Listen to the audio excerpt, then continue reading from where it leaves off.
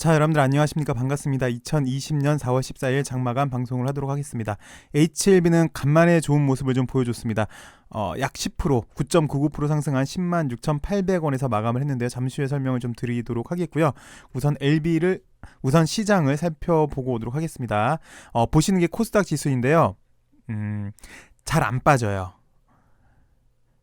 이렇게 급등이 나와준 이후에 어저께 살짝 위험했지만 전반적으로 보시면 기간 조정에 좀 들어간 모습을 보여주고 있거든요. 그러면서 사실 이 전염병 때문에 훅 빠졌던 게 어느새 V자 반등이 나오면서요, 거의 원상태로 거의 복귀한 모습을 좀 보여주고 있어요. 그 와중에 잠깐 기간 조정하려고 하는 모습, 잠시 눈치 보기에 있는 모습을 좀 보여주고 있고요. 그 와중에 오늘은 좀 강한 모습을 좀 살펴보니까 시장이 강력했던 게 바이오 쪽인데 오늘 바이오 쪽에는 약간 힘이 없었어요. 대신 바이오도 순환매가 계속해서 돈다고 했잖아요. 대신 오늘은 LB 쪽에 매기가 좀 온 것 같고요. 나머지 여태까지 좋았던 바이오들은 오늘 좀 비실했던 모습, 그러면서 시장이 올리면서 오늘은 IT 쪽으로 약간 매수세가 온 것 같아요. 5G 관련 쪽이랑 그다음에 2차 전지 쪽으로 매기세가 좀 흘린 모습, 그러면서 계속해서 이렇게 순환매가 시장은 돌 것 같습니다. 그래서 매번 드리는 말씀인데, 쫓아가시는 것보다 특히 요즘 시장의 특징을 보니까 순환매가 상당히 빨라요. 그래서 내가 좀 자신 있다, 나는 계속 모니터 앞에 앉아 있고 나는 어느 정도 자신 있고 난 어느 정도 내가 생각하기에는 고수다 싶으신 분들은 뭐 따라가셔도 상관이 없는데, 그 아니시면 물릴 확률이 상당히 좀 높으세요. 그래서 지금은 따라가시는 것보다 약간 길목 지키고 있는 정도가 좋아 보이는 시장입니다. 이렇게 간단하게 시장을 보고요, HLB를 살펴보도록 하겠습니다. 일단 좀 큰 모습으로 보셔야 될 것 같아요. LB는 좀 크게 살펴보실 필요가 있는 것 같은데요. 지난 10월 달에 이렇게 급격한 상승 이후에 이 당시 때 한번 재차 돌려줬었어야 돼요. 일반적으로는요, 차트가 한 번에 외봉에서 끝나지는 않아요. 근데 뭐 이걸 쌍봉이라고 뭐 얘기하면은 그럴 수도 있겠지만, 어찌되었건 이렇게 N자형으로 한번 돌릴 수 있는 그런 기회가 있었습니다. 이 당시 때. 근데 와해가 됐죠. 그리고 요 당시 때 지오미아 사태가 있었고, 요 당시 때 미중 무역 분쟁이 있었어요. 그러면서 미중 무역 분쟁으로 다른 종목들은 다 올라왔음에도 불구하고 LB는 안 갔죠. 그랬던 이유가 살펴보니까 12월 달에 12 발행이 있었어요. 회사에서 자금이 필요했던 거죠. 그래서 이렇게 주가가 이렇게 내렸구나라는 걸 알았고, 다시 어느 정도 재정비를 하면서 올리려고 했죠. 이 당시 때였을 거예요. 이 당시 때 JP 모건 헬스케어 컨퍼런스 때 3차 치료제, 4차 치료제 쓸데없는 논란이 생겼어요. 그러면서 못 갔죠. 충분히 자리를 잘 만들어주고 올릴 수 있었는데 못 가고 다시 이렇게 하방으로 내려갔습니다. 이 당시 때는 물론 중국발 바이러스가 있었고, 다시 이제 올라왔고, 이때 재차 이제 우리나라 바이러스가 한참 유행할 때였어요. 이 당시 때는. 그러면서 다시 한번 기회를 만들었습니다. 이 당시 때는 HLB가 리보세라닙의 모든 권리, 중국 포함한 모든 권리를 갖고 왔다는 소식 때문에 상당히 좋았어요. 답답했던 여기 박스권의 매물들을 다 흡수하는 강력한 거래량이 나오면서, 야 그래 이제는 재차 좀 상방향으로 자리를 좀 돌리나 했더니, 그리고 그 다음날 이틀 동안 이렇게 밑으로 쉬면서 와해가 됐죠. 그러면서 정확히 이날이에요. 이날 유상증자 발표를 했습니다. 쉽게 말씀드려서 이때 갈 길들이 많았는데 못 갔던 이유는 회사는 재정비를 했다는 거예요. 이때 11일 발행해서 이민유목을 인수를 했고요. 다시 이때 유상증자를 결정을 함으로써 지금까지의 모습이 이어지게 됐습니다. 자, 일단 첫 번째, 회사는 지금 자금을 수혈을 해서요, 글로벌 바이오 회사로 나가려고 노력을 해요. 그래서 왜 진 회장도 유증 발표를 하면서 박수받는 유증이 되겠다, 박수받는 유증이랑 앞으로 기업 가치를 훨씬 더 높일 수 있는 그런 단계가 되는 것을 박수받는 유증이다 라고 발표를 했는데요.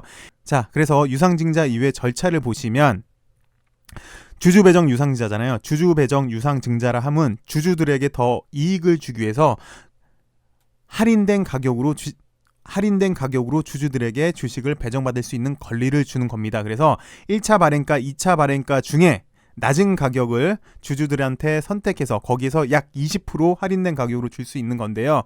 그 첫 번째 관문이 오늘이었죠. 1차 발행가가 결정이 됐습니다. 글쎄요, 끝나고 정확히 계산을 해봐야 되겠지만 얼추 계산한 거에 의하면 3월 16일부터 이 당시 때부터 오늘까지 첫 번째는 1개월 가중산술 평균 주가예요.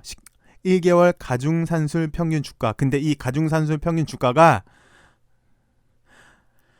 거래대금을 거래량으로 가중산술 평균한, 쉽게 말씀드리면 요 한 달 동안 평균 주가가 될 거예요. 한 달 동안 평균 주가. 그래서 요 한 달 동안 평균 주가를 얼추 보니까 한 9만 원이 좀 안 될 것 같아요. 9만 원이라고 대충 얘기를 하고, 그 다음에 여기 일주일 동안 가중산술 평균 주가, 이거 역시 거래대금을 거래량으로 나눈 거예요.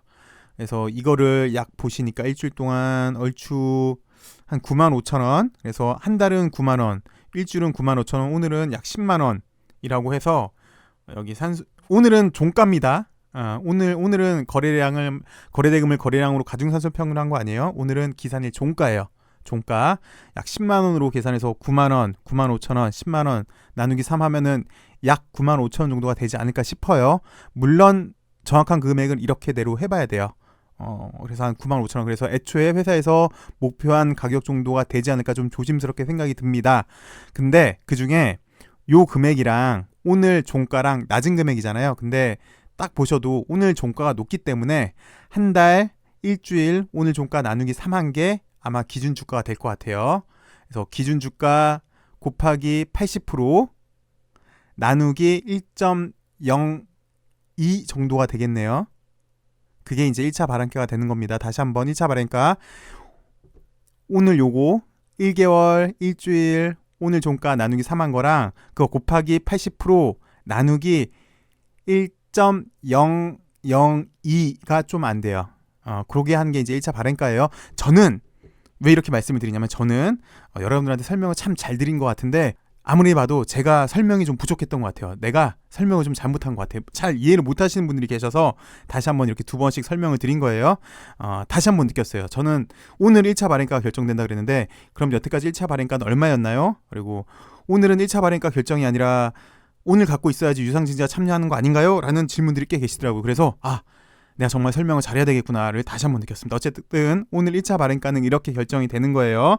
그리고 하나 또 아셔야 되는 게, 좀 전에도 말씀드렸죠. 유상증자를 결정을 함으로써 회사는 글로벌 바이오 제약으로 탈바꿈을 할 것이다 라고 했는데, 사실 한 달 동안 전염병 때문에 사실 주식시장이 정말 안 좋았어요. 근데 그게 다행인지 어쩐지는 모르겠는데, LB 같은 경우는 유상증자를 결정을 했기 때문에 그 주가가 과도하게 하락하는 것을 막아줬어요. 그러면서 너무 막 떨어질 것 같으면 회사에서는 하루에 막 2개씩 좋은 호재 뉴스도 내보내주고 했었어요. 이 당시 때.